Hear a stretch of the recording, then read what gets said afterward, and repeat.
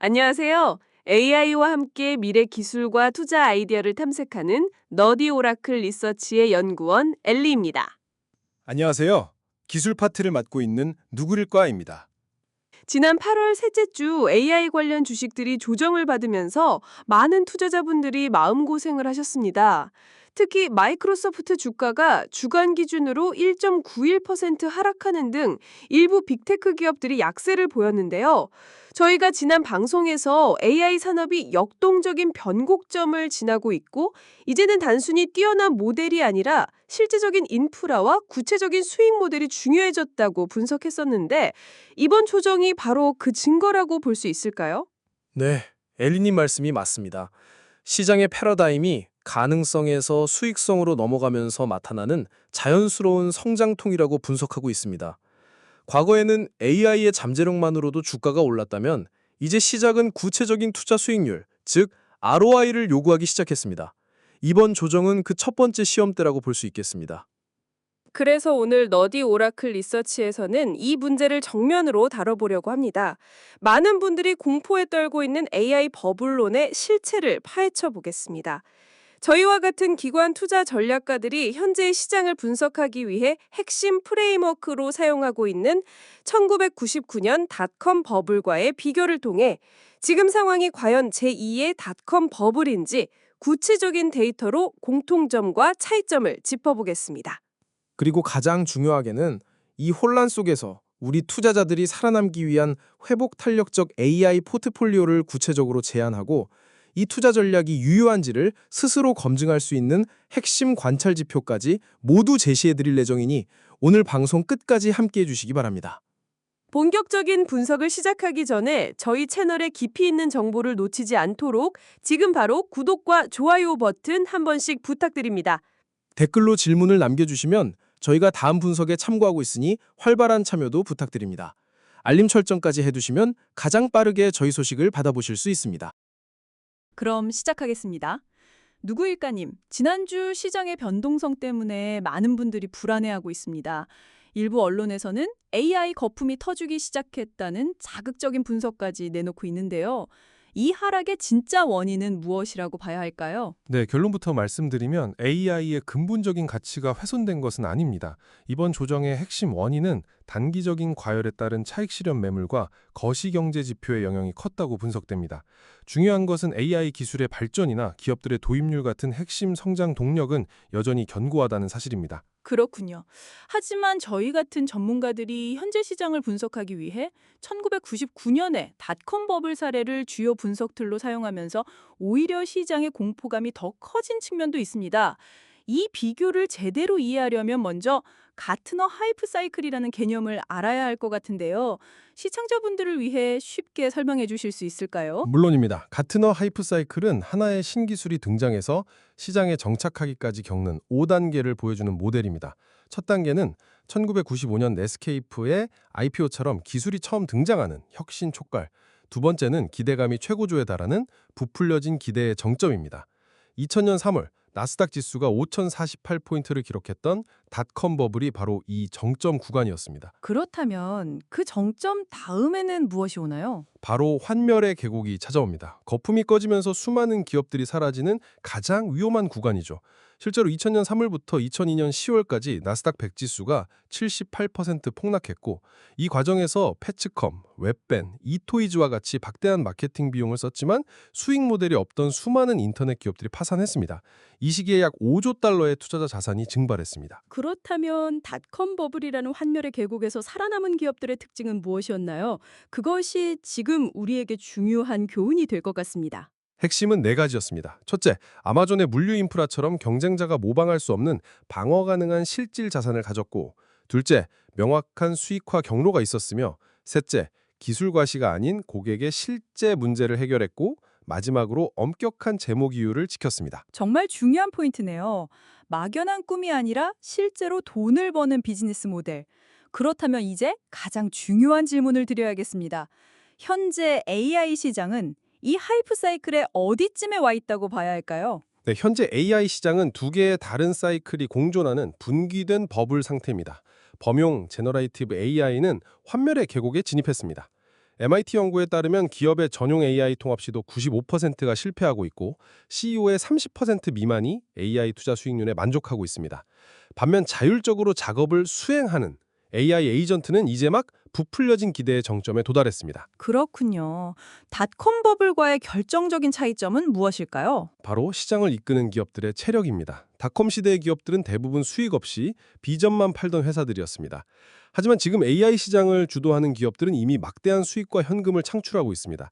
예를 들어 엔비디아는 2025학년도 2분기에만 매출 30억 달러, 전년 동기 대비 122% 증가한 경이적인 실적을 기록하고 있습니다. 마이크로소프트 역시 클라우드 부분이 31% 성장하며 AI 수요를 증명하고 있습니다. 이것이 닷컴 버블처럼 모든 것이 한순간에 무너지는 붕괴가 일어나지 않을 것이라고 보는 가장 큰 이유입니다. 기업의 펀더멘털 자체가 비교할 수 없을 정도로 튼튼하다는 말씀이시군요. 그렇다면 투자자 입장에서 지금의 상황은 위기가 아니라 오히려 기회가 될 수도 있겠네요. 정확합니다. 진짜와 가짜를 구별할 수 있는 아주 좋은 기회입니다.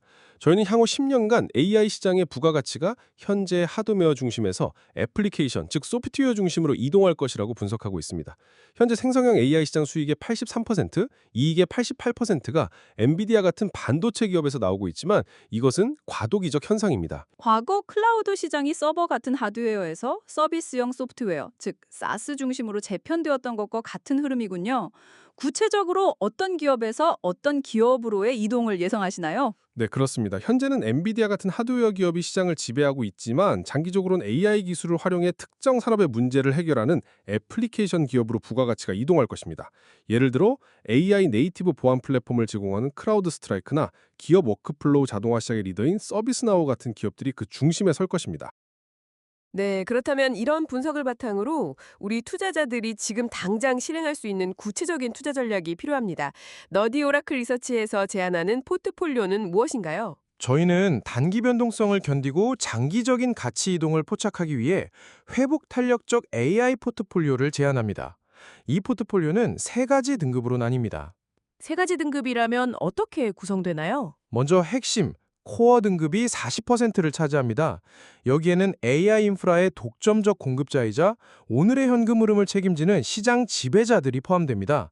다음으로 성장, 그로스 등급이 40%입니다.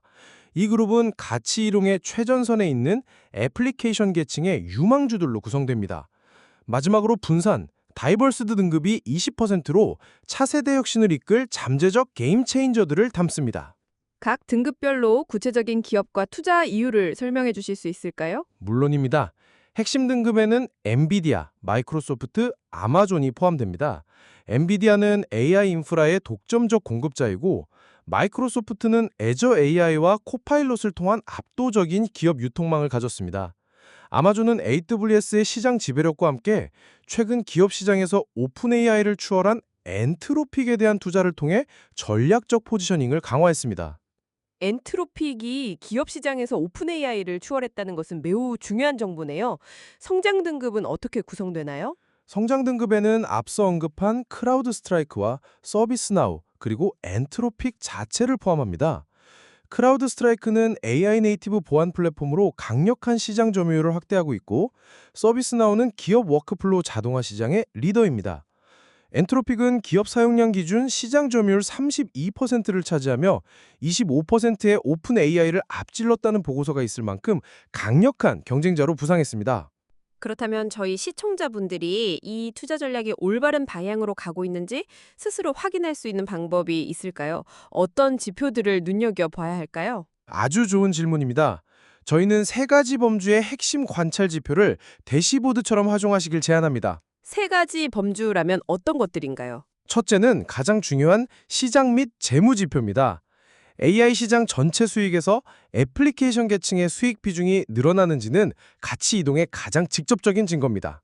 또한 가트너나 미트 보고서에서 발표하는 기업의 AI 투자 ROI가 개선되는지는 환멸의 계곡 탈출 신호입니다.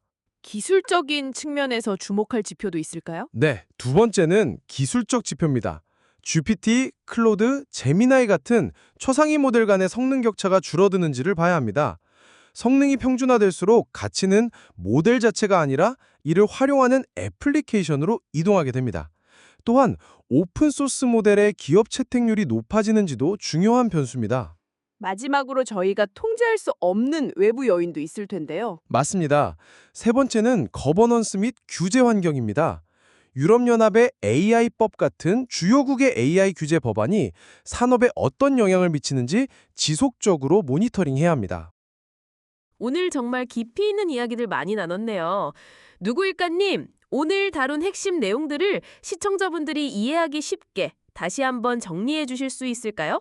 네, 오늘 분석을 세 문장으로 요약해드리겠습니다. 첫째, 최근의 AI 주가 조정은 펀더멘털의 훼손이 아닌 단기 과열에 따른 자연스러운 조정입니다. 둘째, 현재 AI 시장은 닷컴 버블과 유사한 과열 징후를 보이지만 엔비디아의 분기 매출 300억 달러가 증명하듯 주도 기업들의 압도적인 수익성 덕분에 전면적인 붕괴 가능성은 매우 낮습니다. 셋째, 장기적인 부가가치는 엔비디아 같은 하드웨어 기업에서 크라우드 스트라이크, 서비스나우 같은 AI 애플리케이션 기업으로 이동할 것이므로 관련 지표들을 주시해야 합니다. 명쾌한 요약 감사합니다. 그렇다면 이런 기술적 변화의 흐름 속에서 우리 투자자들은 어떤 투자 전략을 가져야 할까요? 단기적으로는 AI 인프라의 핵심인 반도체와 클라우드 기업에 대한 비중을 유지하는 것이 유효합니다. 이들은 AI 시대의 골드러시에서 청바지와 곡괭이를 파는 기업들이기 때문입니다. 하지만 중장기적으로는 반드시 AI 애플리케이션 기업으로 포트폴리오를 확장해야 합니다. 네, 누구일까님의 분석을 바탕으로 투자 의견을 명확히 정리해드리겠습니다. 현재 시장의 조정은 패닉에 빠져 투매할 시점이 아니라 오히려 옥석을 가릴 절호의 기회입니다. 단기적인 변동성에 흔들리지 마시고 저희가 제시해드린 세 가지 핵심 지표를 꾸준히 추적하며 장기적인 관점에서 포트폴리오를 재편하시길 권고합니다. 특히 견고한 수익 모델을 갖춘 인프라 기업을 핵심으로 가져가되 미래 성장을 이끌 AI 애플리케이션 유망주들을 꾸준히 발굴하여 분산 투자하는 전략이 필요합니다. 저희 너디 오라클 리서치는 비중 확대 의견을 유지하겠습니다. 오늘도 깊이 있는 분석과 함께해 주셔서 감사합니다. 다음 주에도 AI가 바꿀 미래에 대한 새로운 인사이트로 찾아뵙겠습니다. 오늘 내용이 유익하셨다면 구독과 좋아요, 알림 설정 잊지 마세요. 여러분의 댓글은 저희에게 큰 힘이 됩니다. 궁금한 점이나 분석을 원하시는 주제가 있다면 언제든지 남겨주시기 바랍니다. 감사합니다.